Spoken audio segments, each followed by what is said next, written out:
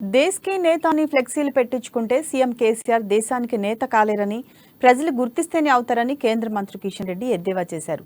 State BJP ఆఫీసులో ఇవాళ ఆయన మీడియాతో మాట్లాడారు. కేసీఆర్ పరిస్థితి ఉట్టికెగరలేనమ్మా ఆకాశానికి ఎగిరినట్టుందన్నారు. మహారాష్ట్రలో కొంతమంది పనికి మాలిన వాళ్లకు ఫోన్లు చేస్తూ పార్టీలో చేర్చుకుంటూ ప్రధానిని విమర్శిస్తారని ఆగ్రహం వ్యక్తం చేశారు. కల్వకుంట్ల కుటుంబానికి పొద్దున లేస్తే ప్రధాని మోడీని విమర్శించడమే పనని మండిపడ్డారు.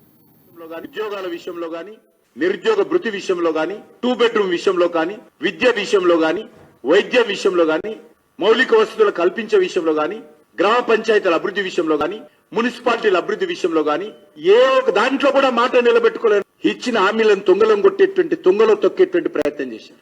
దళితులు ముఖ్యమంత్రి చేస్తా అని చెప్పి గవర్నర్ను కలవకముందే దళితులైతే సమర్థవంతంగా పరిపాలన చేయలేరు కాబట్టి రాష్ట్రం అభివృద్ధి జరగాలి కాబట్టి నా నాయకత్వం అయితేనే ఈ రాష్ట్రం అభివృద్ధి జరుగుతుందని రైతులకు అవమానం చేసి దళితులకు అవమానం చేసి మోసం చేశాం. ఆ రోజు నుంచి ఈ రోజు వరకు అది రైతాంగం విషయంలో కానీ అది నిరుద్యోగ యువతకి సంబంధించిన విషయంలో కానీ ఉద్యోగాల విషయంలో కానీ నిరుద్యోగ భృతి విషయంలో కానీ 2 బెడ్రూమ్ విషయంలో కానీ విద్య విషయంలో కానీ వైద్య విషయంలో కానీ మౌలిక వసతులు కల్పించే విషయంలో కానీ గ్రామ పంచాయతీల అభివృద్ధి విషయంలో కానీ మున్సిపాలిటీల అభివృద్ధి విషయంలో కానీ ఏ ఒక దాంట్లో కూడా మాట నిలబెట్టుకోలేనటువంటి వ్యక్తి ఈ రోజు మహారాష్ట్రకి వెళ్లి నరేంద్ర మోడీ గారు విమర్శిస్తున్నారు. గురువింద గింజ సామెత ఉన్నది కేసీఆర్ గారు. ఒక్కసారి నీకు అధికారంలోకి ఇచ్చాం తెలంగాణలో ప్రజలు మీరు హామీలు ఇచ్చారు హామీలు అమలు చేయండి. ఉట్టి ఎగరనటువంటి వ్యక్తి ఆకాశానికి ఎగురుతాడు. ఈ రోజు మన గౌరవ ముఖ్యమంత్రి గారి పనితీరు ఆ రకంగా ఉంది.